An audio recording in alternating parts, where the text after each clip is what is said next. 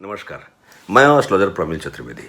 मित्रों, जीवन की सुंदर व्यवस्था के संचालन हेतु आपका दाम्पत्य जीवन सुंदर होना चाहिए, वहीं संतान का भाव भी सुंदर होना चाहिए।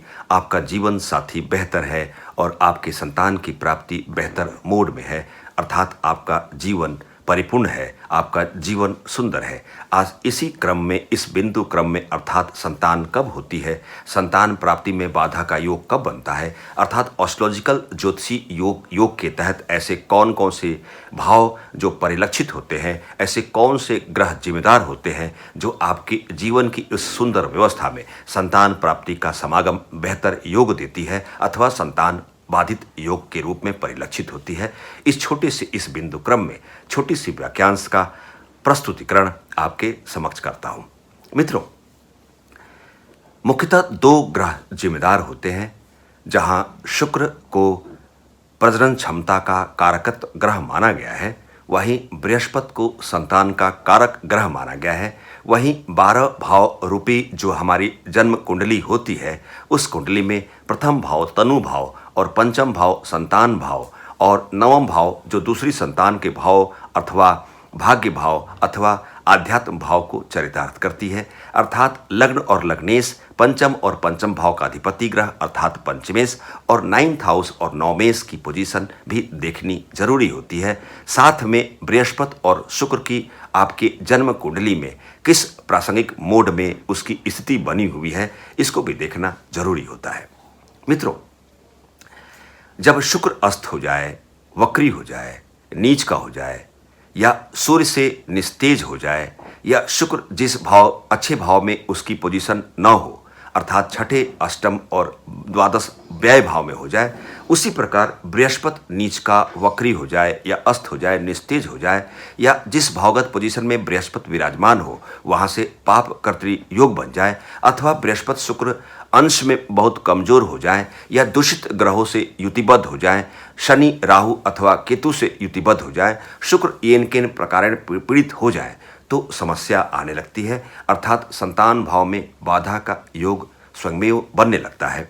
वहीं अगर लग्नेश पंचमेश और 9th हाउस के जो लॉर्ड हैं क्रमशः राशि परिवर्तन योग बना लें और पंचम भाव में लग्नेश या भागेश की स्थिति हो या पंचम भाव की पोजीशन जो उसका अधिपति ग्रह है उसकी पोजीशन बहुत स्ट्रांग हो, वह उच्चगत राशि में विराजमान हो अथवा कारकत्व योगकारक ग्रहों से युतिबद्ध हो जाए अथवा सुंदर शुभकारी ग्रहों का दृष्टिगत रिलेशन पंचम भाव से बनता हुआ प्रतीत होता हो तो बेहतर संतान की प्राप्ति का योग बनता है। वहीं अगर पंचम भाव से पाप कर्तृ योग बन जाए और पंचमेश जो पंचम भाव का अधिपति ग्रह है वह वक्री हो जाए, अस्त हो जाए या नीच की राशि में आ जाए और नीच भंग राज्यों की प्राप्ति न हो तो संतान प्राप्ति में बाधा का योग बनने लगता है। मित्रों, जहां तक आपने समझा कि बृहस्पति और शुक्र की एक प्रासंगिक भूमिका है संतान की प्राप्ति में, अर्थात जहां व्यक्ति की प्रजनन क्षमता का कारकत्व ग्रह के रूप में शुक्र को आप रेखांकित करते हैं, वही संतान की कारकत्व व्यवस्था को बृहस्पति को आप रेखांकित करते हैं। इसके अलावा भी अर्थात फीमेल जातक है तो उसकी जन्म कुंडली के तहत आप चंद्रमा और मंगल की कैसी पोजीशन है इसे भी आप अवॉइड नहीं कर सकते। इसका सबसे बड़ा रीज़न है कि फीमेल जातक की होरोस्कोप में चंद्रमा और मंगल उसके मासिक धर्म की नियंत्रण व्यवस्था को संचालित करता है। अर्थात अगर चंद्रमा और मंगल पीड़ित है तो फीमेल जातक के मासिक धर्म अनियंत्रण वाले मोड में चले आते हैं और यूट्रस संबंधी समस्या या हार्मोनल डिसऑर्डर या ऐसे बहुत सारे समस्या मेडिकल साइंस के तहत ऐसे फाइब्राइड सिस्ट जैसी समस्या का आगमन होने लगता है। मित्रों, यदि शुक्र कमजोर है, पीड़ित है, बलहीन है तो कहीं न कहीं से जनन इंद्रिय संबंधी समस्या, आपके वीर में पुरुषार्थ में कमी का योग, आपके प्रजनन क्षमता में कमी का योग, हार्मोनल डिसऑर्डर का योग देने लगता है। अर्थात बृहस्पति और शुक्र की बेहतरीन होना, बेहतर पोजीशन में होना जितना जरूरी है, उसी प्रकार फीमेल जातक के लिए चंद्रमा और मंगल की उसकी भावगत पोजीशन, उसकी अंश वाइज पोजीशन, उसकी राशिगत तरीके से उसे देखना जरूरी होता है कि चंद्रमा और मंगल की पोजीशन कैसी है। सामान्यतः यह विचारधारा है कि पंचम या पंचमेश की पोजीशन अर्थात पंचम भाव का रिलेशन अगर छठे भाव अधिपति या मृत्यु भाव अधिपति अथवा व्यय भाव का अधिपति ग्रह से नहीं होनी चाहिए, वहीं पंचम भाव का अधिपति ग्रह का रिलेशन छठे, आठवें और द्वादश भाव में नहीं होना चाहिए। जहां गर्भपात का कारक मंगल और केतु को माना गया है, अर्थात तात्पर्य यही है कि किसी महिला जातक को बार बार वो कंसीव करती है परंतु गर्भपात हो जाता है, अथवा उसका पंचम भाव कहीं मंगल या केतु से या अष्टमेश या व्यय से रिलेशन में तो नहीं है, अथवा कहने का तात्पर्य यही है मित्रों कि किसी महिला जातक की होरोस्कोप में पंचम भाव या पंचमेश का रिलेशन षष्ठेश, अष्टमेश और द्वादश भाव के अधिपति ग्रह से नहीं होनी चाहिए। वहीं मंगल और केतु गर्भपात कराने का कारकत प्लैनेट है। यदि मंगल और केतु के सहसंबंध पंचम या पंचमेश से बनता हुआ प्रतीत होता है तो गर्भपात का योग बनने लगता है। चंद्रमा और मंगल के कमजोर होने से, चूंकि यूटेरस का कारक जो यूटेरस होता है महिलाओं के संदर्भ में, जो गर्भ धारण करने की सबसे स्ट्रॉन्ग जो एक बायोलॉजिकली मेथड के रूप में उसे चिन्हित किया गया है, उसका कारक चंद्रमा है।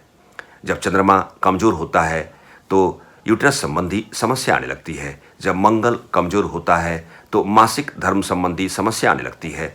जब शुक्र कमजोर होता है तो प्रजनन क्षमता में कमी आने लगती है। जब बृहस्पति कमजोर होता है तो संतान प्राप्ति में ऐसा जातक बाधित होने लगता है।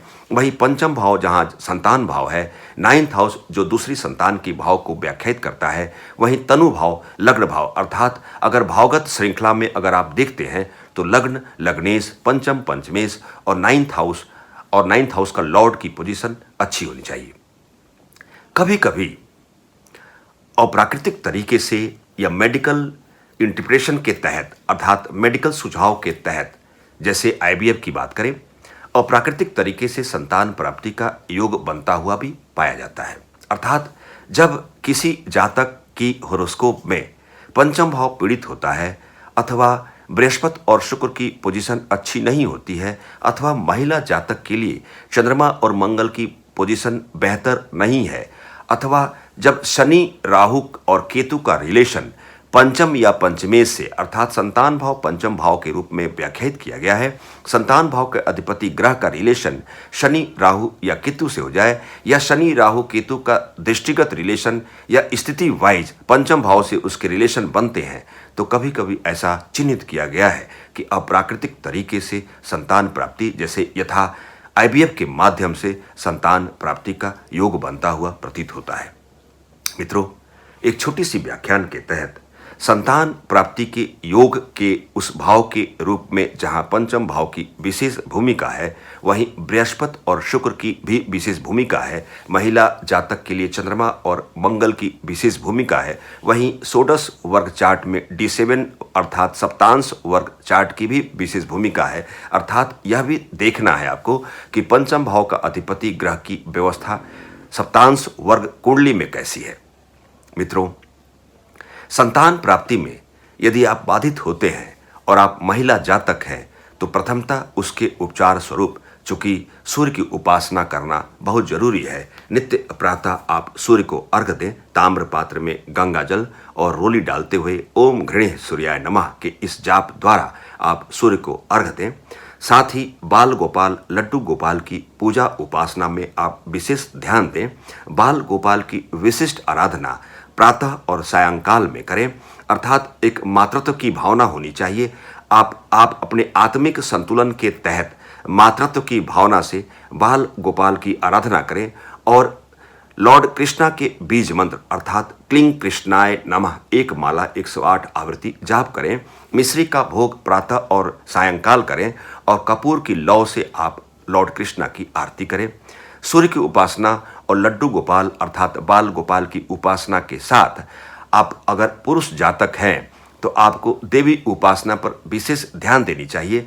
कवच, किलक, अर्गला अथवा देवी सुक्तम तंत्रुत का पाठ करें और माता जी के बीज मंत्र अर्थात ओम ऐं ह्रीं क्लीं चामुंडाय विचे का जाप करें। एक माला कम से कम गाय के घी के दीपक के साथ। वहीं पति पत्नी दोनों आप वृंदावन अर्थात वृंदावन में बाके बिहारी दरबार में एक विशेष मुहूर्त में, अगर आपको मुहूर्त की जानकारी नहीं है तो पूर्णिमा की तिथि को इस विशेष मुहूर्त काल में या प्रदोष की तिथि को आप वहां 56 भोग अर्पित करें।